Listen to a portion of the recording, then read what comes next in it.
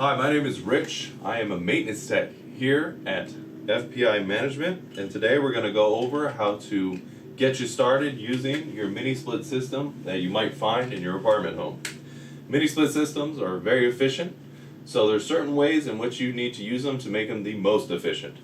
So first off, we have this mini split on right now. The only thing you have to do to turn on your mini split is grab your remote. Each remote is in its corresponding spot.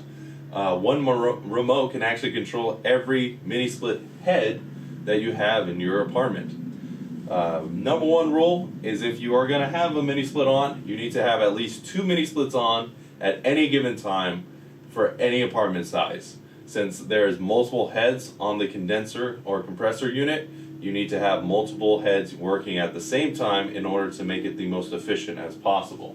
So right now I have this mini split system on the cool cycle. And a way to get to the cool cycle is you're just going to grab your remote and then you're going to press the mode button on your remote until it cycles over to the cool setting.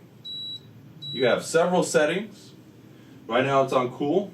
You have the heat setting, fan setting, the dry setting, which is trying to suck the moisture out of the air, and then the auto setting. The auto setting is perfect when you have a single mini split head for one condenser or compressor in a small room. That is what the auto setting is for. But since there's multiple heads, the auto setting should not be used at all. So take all your mini splits off of the auto setting and switch it to the desired setting in which you would like, either heat, cool, dry, or fan. We do also have a turbo cycle on the mini splits.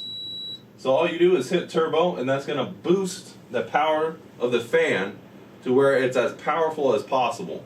There's also another setting on here, the fan button, that'll give you the ability to adjust the fan to whatever setting you would like. The temperature will not be affected by this.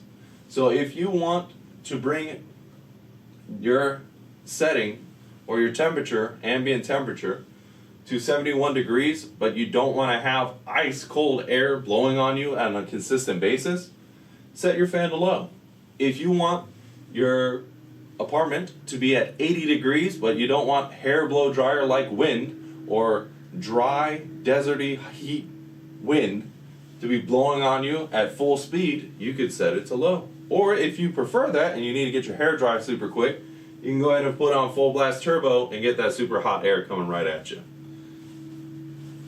Now there is one other setting that I would like to go over, which would be the swing. So the swing setting is going to adjust this little blade right here, this little scoop, and that's going to give a different direction for that air to flow. Alright, other than that, that's how easy it is. These things are super awesome, they're super efficient, and they're easy to use. Don't forget to check your remote, to check your settings, and you're good to go.